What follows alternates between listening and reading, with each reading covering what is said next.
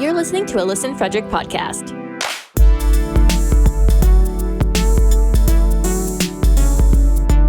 Local podcasts, live radio. It's Listen Frederick.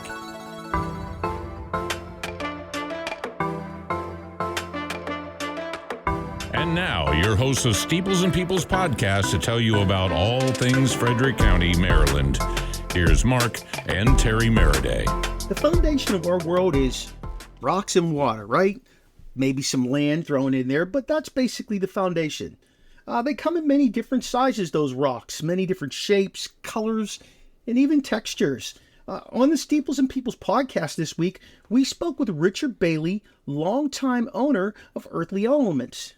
He joins us to talk about his passion for these treasures from the ground. He shares about how as a young boy in Dallas, he became fascinated with rocks and his personal business as a child that was as unique compared to any other 6-year-olds as it can possibly be. Richard talks about how he travels to find various different rocks at shows around the country that are considerably valuable, but yet maintains his focus of providing opportunities for kids to purchase their own special jewels at a very reasonable cost.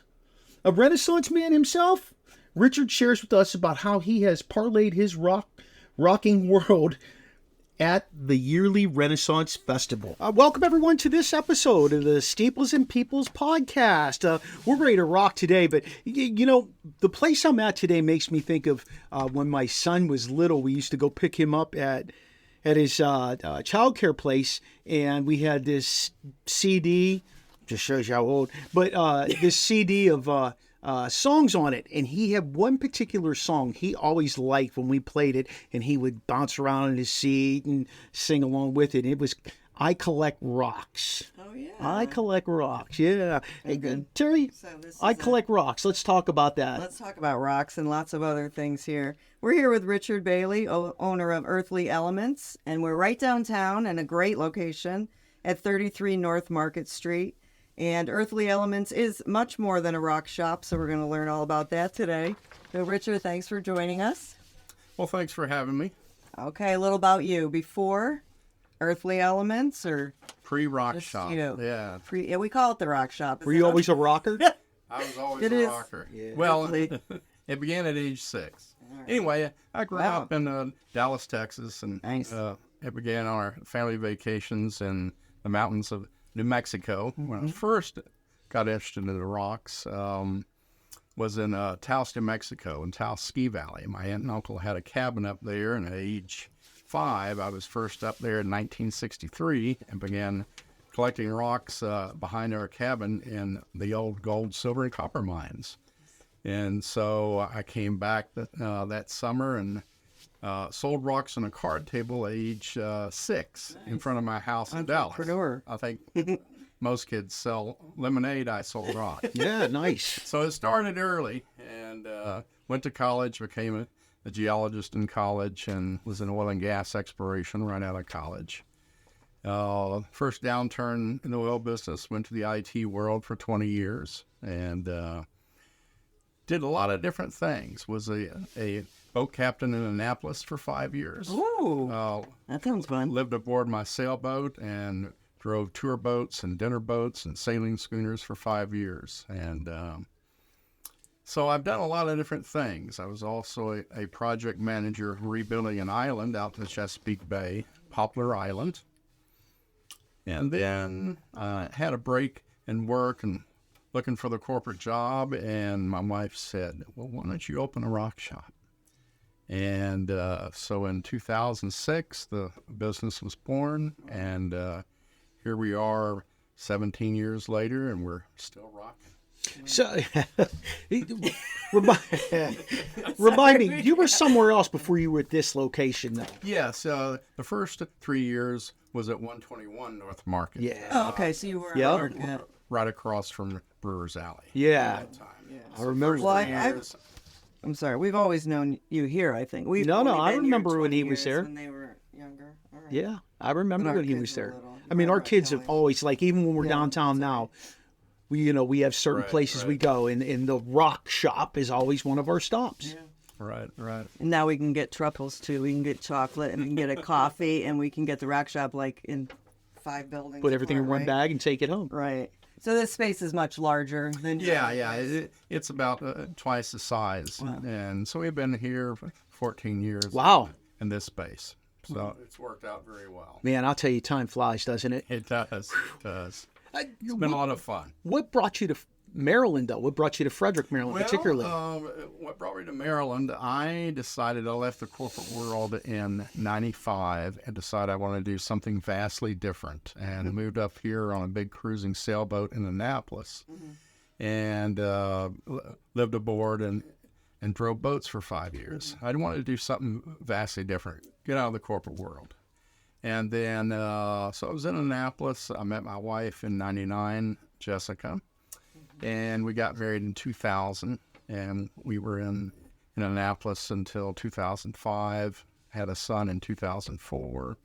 And we decided that, my wife is from this area, so we decided to move back here. It was a better place to raise kids. Frederick's the best place to raise kids. Absolutely. I love Annapolis. I love going over to We do Bridgeport. too, yeah. Bridgeport's like one of my favorite little locations. We used to go to this pub over there called Davis's Pub. We still go to Davis. You do? We go to Annapolis. Oh, Absolutely. man. Love Davis's Pub. Been going there for 28 years. I haven't been there in 20 years, probably. Yeah, we It's went still to the same. Annapolis. When the kids were little, like we had a night away, we went to Annapolis. Yes, we did. But that's probably the last time we've been to Annapolis. We need maybe. another night away. And so it would almost make sense how you came up with the name.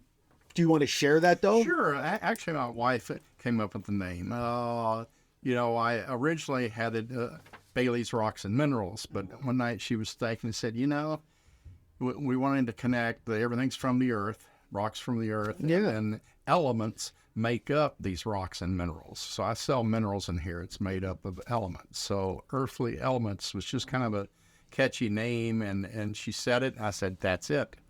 And it's really as simple as that. And it worked. And Mark came up with Steeples and Peoples. Yeah, it's kind of like how we came up We with had it. a bunch of, it's really a thought process. And it worked out for us. And Earthly Elements certainly is working out for you. Absolutely. So I love geodes. And I think we took a trip, my family, when I was younger, across the United States until we might have been in New Mexico. I don't know where we were. But I remember, is that the proper name? Yeah, geode. So we went Correct. somewhere. We were able to, whack it with a hammer and break it, and they're so gorgeous. So you tell us about you have a bunch here, and just kind of you have such a wide variety of. I guess I just call them rocks. That's appropriate, or Yes, I I don't really think do. that's the right word. Well, no, but in general, they're just rocks. Yes. But we sell mostly minerals, which are easy to identify. So we carry rough minerals, we carry polished things. Here on the East Coast, people don't really want to cut and polish their own rocks as much as they do in the West and Southwest. So we carry a huge variety. We have fossils, we have minerals, we have polished stones. We have a lot of affordable things, Yes. and that's what's made our business go. So we do have a variety. We have some non-rock items for some of the metaphysical people. So we carry incense and we carry oils and essential oils, You have some jewelry. various things. We have I've some seen jewelry. Yeah. Yes, Nice polish. a little bit of jewelry. Good. I saw some sage out there too, I think. Absolutely. And that's I think a lot of kids come in here, and adults and collectors. The kids, they have a couple bucks from allowance or something, like literally under $10. You can really you Get something draw pretty that. cool. Yep. And also are there collectors, or what kind of clientele do you? Well, there's basically everybody is our customer. They fall into kind of three categories. There's kids, which is a huge part of our business. When I opened up the business, I kind of fashioned it after when I was a boat captain. I worked for a guy that had 14 boats in a marina. He built that whole business on an affordable 40-minute tour. It was $7.40 Wow. to get on the water. And so I kind of fashioned my business. Here, I wanted to have a lot of affordable things so anybody who walks in the door could afford something. Yeah. And not just something that they'd want to throw away right. after 6 months. So we have a huge amount of $5 stuff. And especially with kids, they'll come in with $10 or $20 in their pocket. And even though I have a lot of $5 minerals, I will never change that $5 price because kid comes in with $10, they can get two things that are kind of cool and a variety. So kids are a good part of my business. The folks, the metaphysical side of the business, those are people that believe that rocks and minerals have healing powers. That's a big part of the business also. When I go on buying trips, I make sure I have something for all those groups. And then the third group is I like that blue rock for my blue room. I don't care what it is, knickknacks. But it'll be pretty. Housewarming gifts, it'll be pretty. Yeah. So it really kind of covers everybody. And if you want something unique, this is kind of a cool place to come and browse and see what strikes your fancy. Now, you said you go on buying trips. Where is there certain locations that you go to on a consistent basis? There are. Pre-pandemic, I used to go on about 8 buying trips a year. Now it's cut down to about 4. On big trips, I go twice out to the wholesale shows in Franklin, North Carolina. So I go in May and July. I drive to those. The big show that I go to is in Tucson, Arizona. It's the largest trade show in the world, just happens to be rocks and minerals. We're talking 300 or 400 locations around town. Not just, there are 10 hotels at every bedroom in the hotel. The beds are ripped out and it looks like my rock shop. You walk down the hall of the Hilton and every bedroom is a rock shop. Isn't that interesting? From around the world. So I go to Tucson for 10 days to 2 weeks every year, and we ship freight back. I usually ship 3,000 or 4,000 pounds. Oh my gosh! 2 or 3 pallets. That can't be cheap. Rocks and minerals. Shipping a rock is not cheap. But so I do on that buying trip, and usually I make one more trip up to one of my favorite suppliers, Howard Schlansker, up in Boston. He's got a warehouse near Boston and a warehouse in Tucson, and I'll usually buy from him. Nice. So of course the buying trips are my fun. It's like Christmas morning. It's like vacation. When I go search for cool stuff that you might like. Take the wife and son with you, or sometimes I have taken my son when he was in high school. He went on a trip out to Tucson. My wife usually comes for the last few days in Tucson every year. I see you have, we're here in the fossil room. This is kind of cool. Yeah. I see you have a beautiful piece of quartz from Brazil. So I was hoping you would tell me that you get to go to Brazil or some foreign place to get some beautiful things. I could, but I really leave the importing into the U.S. To the experts. The experts out of I do very well at picking out interesting things, but the importing is a whole nother ball of wax. Are there like clubs that are there groups of people that collect rocks, come in and there are. I don't know exactly how to word it. Yeah. There are 8 rock and mineral type clubs in Maryland. I don't have as many as you might think shop here. I mean, of course, some do, but really, it's. I say I cater to kids, I cater to the metaphysical community, and then, just the average person walking in, let's see what this is about. I've never been in a rock shop. So, a good part of what we do here is education on, what am I seeing? How would I use that? Where did this come from? How did it get to be this way? How did it look? Do you do anything with the schools then? Yes. Of course, I do geology talks in store. I do go sometimes, like last year I spent all day at the Lucy School. Oh, yeah. Here in Frederick County. I talked to all 180 kids, had 6 geology talks. So I took things to show and tell. And so we talked to the 3 and 4 year olds all the way up to the 8th graders that go there. Moms will gather a group of kids together and we'll just come in, they'll ask questions and I'll just talk geology. Smaller groups will come in and we'll set it up ahead of time.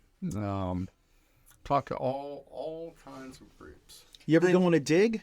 Oh, I haven't in a long time. I used to get out when I was in college. I was in geology. We used to go out in the field a lot. And for a few years after, I used to backpack and hike and camp. And, of course, I'd look at, collect things. I'd come back with pockets full of rocks and stuff.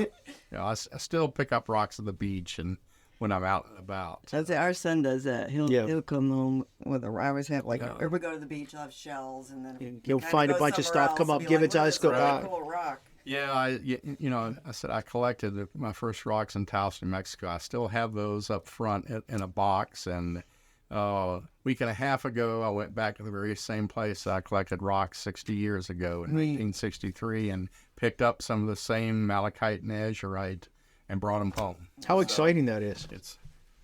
I remember we may or may not have a piece of the Grand Canyon that you're not supposed to take. Our son may or may not have. I have a piece of Mount Vesuvius. In the Grand Canyon. Oh, piece of Mount. Yeah, you do. Yeah. That's fun.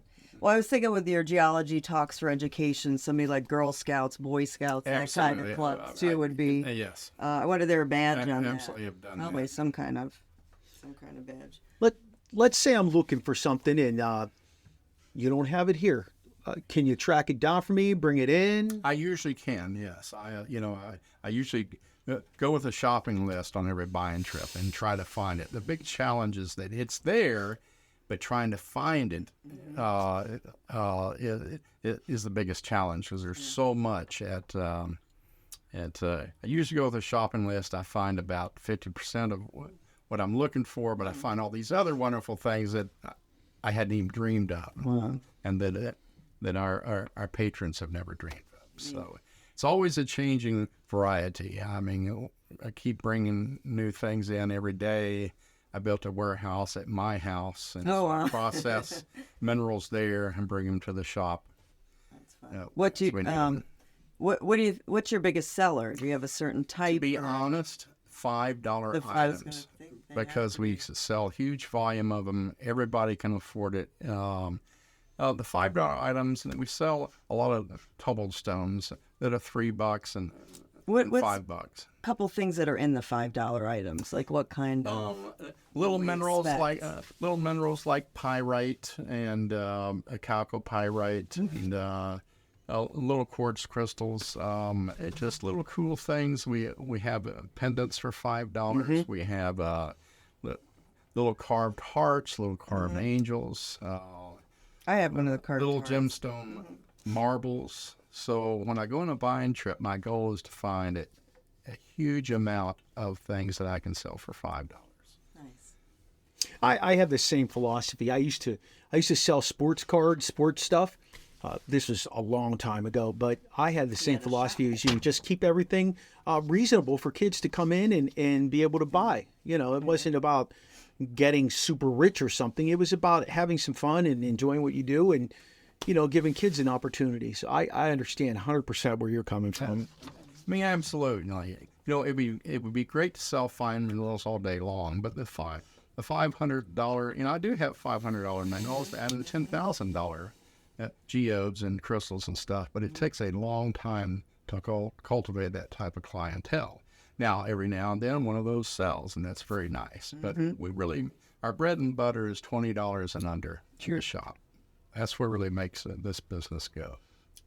At one point, you were the only rock shop in Maryland, I think. I have seen another one pop up, but how are you worried about the competition? Like, how are you going to... I don't think you're going away anytime soon. No. Good, Still have a son in college, so we gotta keep selling. We gotta rock along for quite a while here. I think the fact that I am a geologist by degree, a lot of people come in. They want me to identify things, to answer questions about, hey, I found this. What do you think this is? Is it worth anything? Yeah. So we do a lot of that. The geology talks, just being able to talk about the scientific information that a general rock shop can't always do, or a metaphysical shop that's selling rocks. Sure. So probably a base knowledge. I mean, that's why I call ourselves a rock shop. We we cater to everybody. So there's something for everybody. I know you're deeply submersed in the Renaissance Fair community. You want to talk a little bit about that? Share with everybody, how you are? Certainly. I decided early on, after I opened up the shop, that I might want to have another shop in another town. I was always thinking of Annapolis. I was thinking of Ocean City. And it kept going. It's like, it's a lot of work hiring employees at both places, running back and forth. That might ruin my fun about having this business. But then I figured out the Renaissance Festival. We'd enjoyed that as a family, before I even thought about, maybe I can have a place there. So it took me 7 years to get in. There's an average of one opening a year with 100 applicants a year. And it took me 7 years, but I got in. So it was a way to grow this business without having to have a second shop all year long at some point. Right. How long is that? Like 6-7 weeks? It's 9 weekends. 9 weekends. Wow. weekends. You have your own shop there. Yes, I have my own Or, building there. When you get juried in, you buy what's available. I actually had a choice of a couple of places the year I got in, and I chose one. So I own the structure, but it can only be used 19 days a year and 9 weekends. So that's become a huge part. It's a fun thing in the fall. I hire 6 winches, six high school or college girls to help crack geodes. So I have 2 of them cracking geodes, and I'm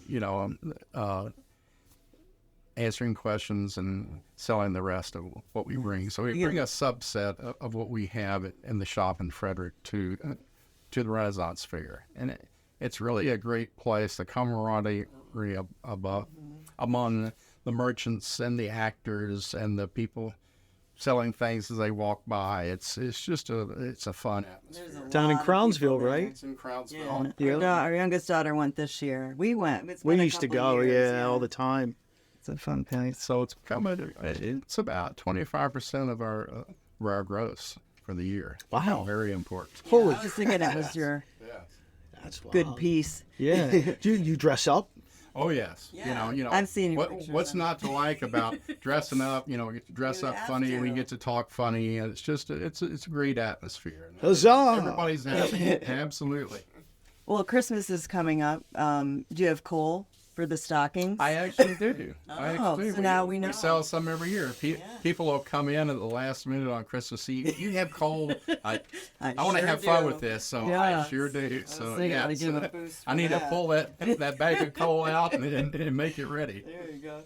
Partnerships around the community. You involved with others? Yeah, I'm part of the downtown partnership of merchants and businesses, and I support them every year by writing them a check. They do some of the biggest advertising to bring people downtown. I partake in everything that we do with the partnership, like the May. We give out flowers, Halloween candy at Halloween. I give geology talks to anybody who calls up, and I'm sure in the streets is big too. You get a lot of people coming down. I haven't been in the streets for 12 years because I've been at the Renaissance Festival. Oh, wow. So yes, it can be a pretty good day for everybody downtown. Nice. You tell us your hours of operation, the website, any social media you have for it? Yes. The hours are 12 to 6, 7 days a week. We're only closed 3 days a year: Thanksgiving Day, Christmas Day, and New Year's Day. We're open the rest of the time. Those are kind of pandemic hours. I decided just to keep. It's easy for employees. They know they're going to work 12 to 6, and I am open later sometimes around Christmas on Saturday nights and throughout the year. If I'm working, you'll see some extra hours, but 12 to 6, 7 days a week, we're here. How was it during the pandemic? I know some places could package up stuff and do it where the customers wanted. How was that here?